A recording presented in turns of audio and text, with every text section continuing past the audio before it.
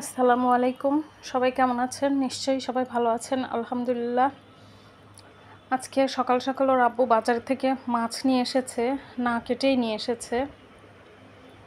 কিন্তু মাছগুলো সকাল সকাল নিয়ে আসার জন্য এত সুন্দর ছিল, মাছগুলো খুবই সুন্দর। এগুলো আমার ছেলের খুব পছন্দের মাছ, ও যদিও গোশ ছাড়া খেতে চায় না। আর প্রত্যেকটা মাছের পেট ভরা দেখছি ডিম। এই মাছগুলো তো একেবারে ডিম মানে বের হয়ে আসছে, এমনভাবে ডিম পেট ভরা। মাছগুলো দেখতে খুব ভালো লাগছে। আর এই মাছটা এত বড় মাছ ছিল, আমি খুব টেনশনে পড়ে গেছি যে মাছটা আমি কাটবো কী করে, যদিও ক্যামেরায় বোঝা যাচ্ছে না ওইভাবে।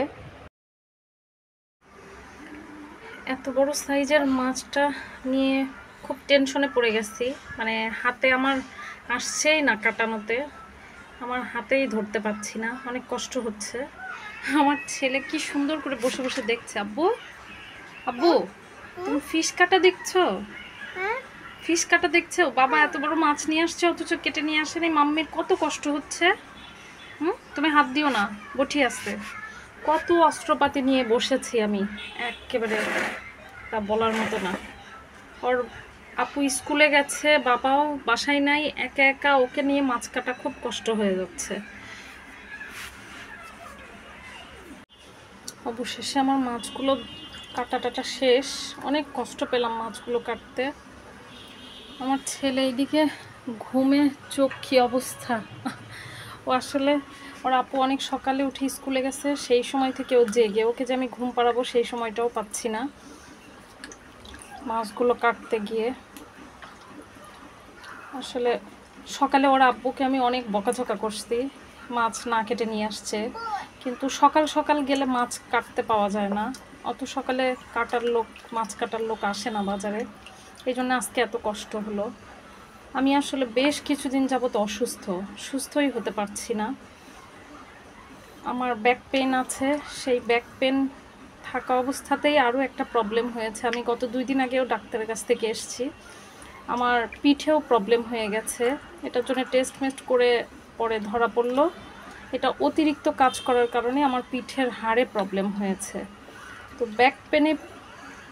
ব্যাক পেন আছে জন্য আমি বসে মানে বেশিক্ষণ দাঁড় হয়ে কাজ করতে পারি না। আবার বসে কাজ করতাম, সেটাতেও প্রবলেম হয়ে গেছে, পিঠে প্রবলেম হয়ে গেছে। এত কষ্ট হয়ে গেছে, মানে নিজের সংসারের কাজ করাটাই অনেক কষ্ট হয়ে গেছে। এই জন্য আমি বাইরেও ওদের নিয়ে ঘুরতে যেতে পারি না। আমার পিঠেও প্রবলেম, ব্যাক পেনেও প্রবলেম। সেই জন্য আমি বাড়িতেই যতটুকু যা পারি আসলে এইভাবেই ভিডিওগুলো করি। এটাই হয়ে গেছে কষ্ট। সাথে ছেলেপেলেরও আসলে ঠিকমতো যত্ন আমি নিতে পারি না, অনেক কষ্ট হয়ে গেছে। তো যাই হোক, আজকে আমি আর কোনো ভিডিও দেখাতে পারলাম না, আজকে এই পর্যন্তই রাখছি। এখন বাবুকে ঘুম পাড়িয়ে এসে রান্না করবো ওর আপু স্কুল থেকে আসার আগ দিয়ে। বাবা, এখন ওকে ঘুম পাড়াবো। তুমি সবাইকে আল্লাহ হাফেজ দিয়ে দাও বাবা। বলো সবাই আমাদের জন্য দোয়া করবেন, সাবস্ক্রাইব করবেন। বলো সাবস্ক্রাইব করবেন, লাইক দেবেন, শেয়ার করবেন। আল্লাহ হাফেজ।